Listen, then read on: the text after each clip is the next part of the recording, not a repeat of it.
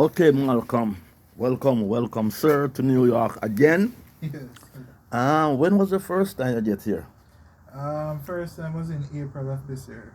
April of this year. Folks, I'm interviewing this individual, Malcolm is the name, and he's highly ambitious. Not just ambitious, very highly ambitious. And my assumption, you're going to do well. Now, Malcolm, just tell me a little about your school, your growing up, and your achievement. It's 3 in 1. Alright, growing up, so I grew up with my father. I would normally spend holidays with my mother. I started out at primary school. I went to Russell Primary. Didn't really listen grade 5 thereabout. I hit heads with the wrong crowd, grades dropped, and I ended up passing for Norman Manley High School.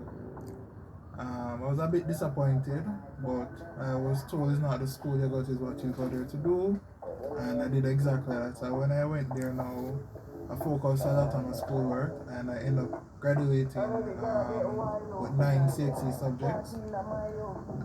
Hold on a minute. What did you say? 9 CXC subjects, At what grade? grade 1s and 2s. Wow, very beautiful, very nice. Go ahead, sir. Yes. Initially, I wanted to study overseas, but things didn't work out the way I planned, so I went to UWI. I did my bachelor's in political science and I did a double minor. So one of the minors was criminology and the other minor was public policy and management. Currently now, I am planning on doing a postgrad diploma overseas. Currently, I'm going to do it in two postgrad diploma courses. One is in human resources management, which I have been doing work-wise for the past 4 years, and the other is in project management because I realize that there's a need in that department, and there are a lot of opportunities out there project-wise. Mr. Bruno, what was your challenges from primary school to secondary? Well, starting out, money was a challenge. Where my father was working, it ended up there was this issue, and it ended up becoming bankrupt. So I was unemployed for a while. So some of the stuff that I needed for school, he was unable to provide. But with the help of friends and family, he was able to provide at least the basics that I needed. And then now I had some excellent teachers in high school who helped out a lot. Some would help out with lunch money, some would actually take me to and from school on a daily basis. And then now the guidance counselors now would help me as it relates to books. And I was very close to my history teacher, and she was in charge of the school rental program, book rental program. So whenever I needed any books school wise, I would go to her and she would give me them. So you overpower the challenges Yes. through family and close friend. Yes. All right. So how many trips you make to overseas? This would be what's the 1, 2, 3. This is my 4th trip. I remember distinctly that you came to go to United Nations. Yes. Tell me a little about that. Alright, so they were having a conference on the achieving the sustainable development goals. So they're doing an update, and one of the goals that was of interest to me, which is why I attended, was about building safe and sustainable communities. In the long run, career-wise, I want to focus more on national security. So that's one of the reasons why I applied, because most persons look on national security as just defending the border, but it's more than that. It's about human security, food security, and so forth. So that's one of the reasons why building safer communities and building safer communities is actually a way of achieving a strong national security. So that's why I applied and I got in and I went.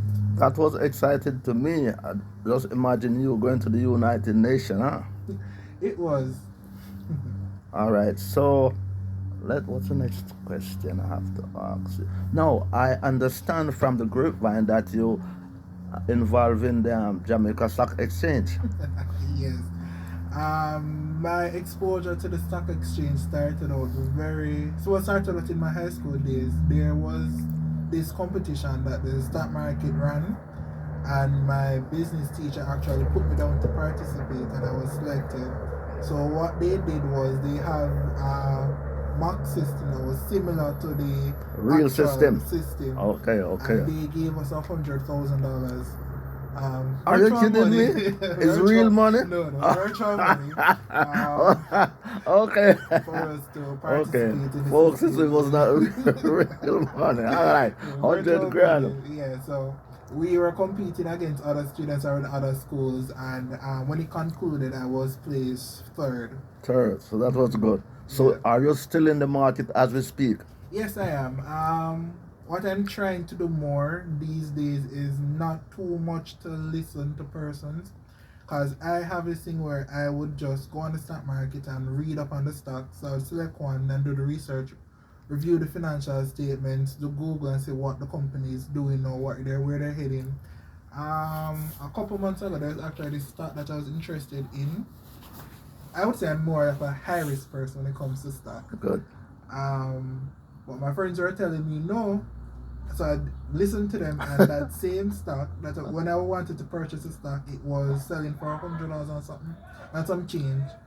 And 2 weeks later, it jumped up to $500. So if I had followed my vibe, Right, yeah, you yeah. would have made Yeah. over 500%. Sometimes you got to do follow. They say your gut and your heart or your head and your heart, one of them. Yeah. All right, so you're here now and you're going to where tomorrow? Tomorrow I'm leaving for Canada. Starting school on Tuesday. As it relates to my postgrad diploma in human resources and project management. Folks, do you hear what Malcolm said? I want you to listen to this video. This young man is going places. Not just one, but places. United Nations. You went to what Caribbean island did you went to? In January I visited the Dominican Republic. Dominican Republic. Did you go to Panama too? Yes, I went to Panama last year for my break. So listen, this one is like a plane. And people, I'm excited about Malcolm. If you need good friends, he's one of them. And he's going to Canada tomorrow to take up what your major? Tell the folks what your major tomorrow. When Alright, Canada. so I'm majoring in human resources management. I've been doing HR for the past 4 years. As I realize that there are some gaps in Jamaican human resources system, and I want to be one of the persons that is leading that change. This is why I decided that Canada would be the best option, given because I've done research, I've read their employment laws, and I realized that some of the things that I would want to implement in Jamaica, Canada would be the best place to learn that, because I can just pick from it to help to advocate for change in Jamaica. So I decided to go to Canada to do that as studies. And also, this would be more of a project-wise, and I realized that project management is really needed. So this is why I decided to couple it with the project management postgrad diploma as well. With Jamaica situation, with Jamaican young people, and with Jamaican violence, could you just elaborate a little on those topics with the violence, with the young people, and with the opportunity?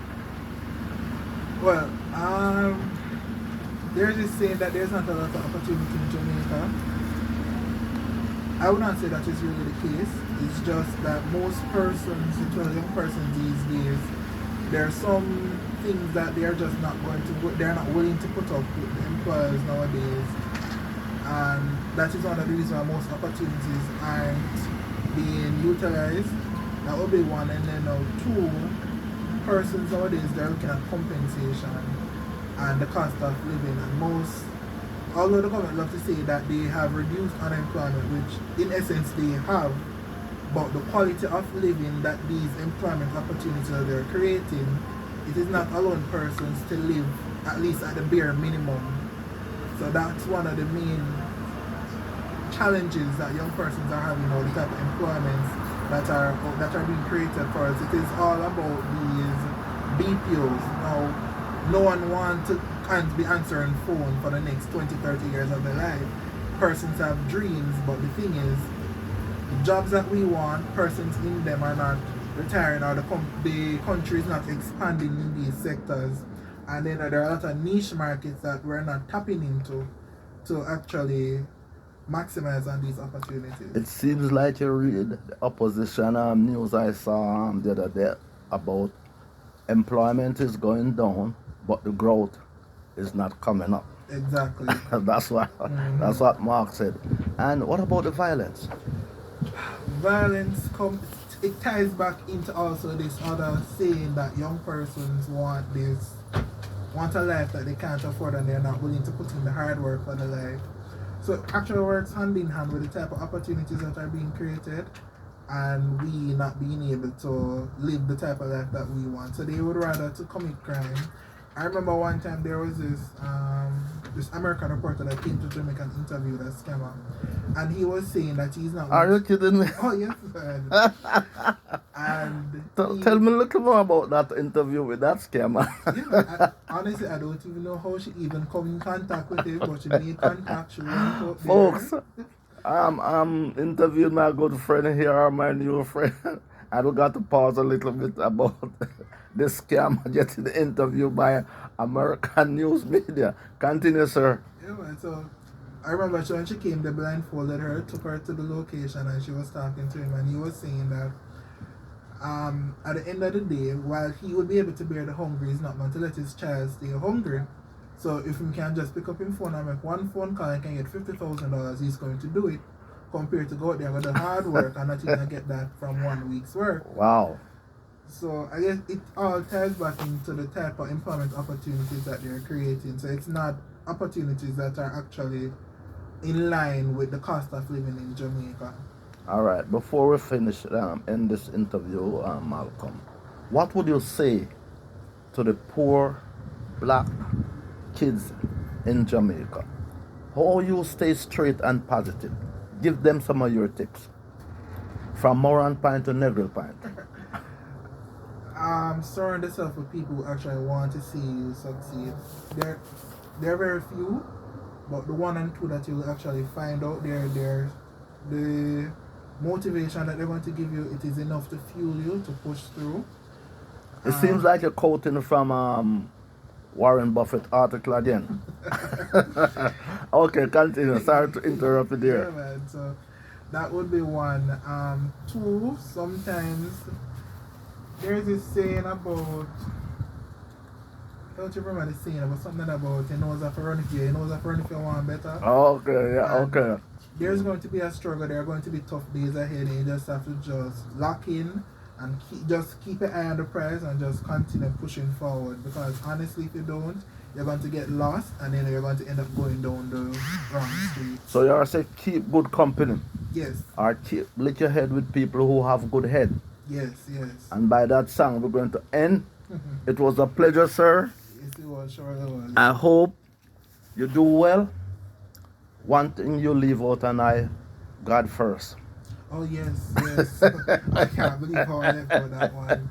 Church also played a role, because even growing up they had these vacation Bible school, and also there was a scholarship that I got every year which helped my father as it relates to back to school. I have one phone number to give you. I call him my youth man. You and him will make a good company, especially when it comes to education. Yeah. So on that song, so I'll give you the last word. One word. I swear. Keep your head up high. All right, folks, we finished the interview with my buddy here. This is Lucky G TV, Lucky G video. Stay long, stay strong, stay sweet, and stay out of trouble.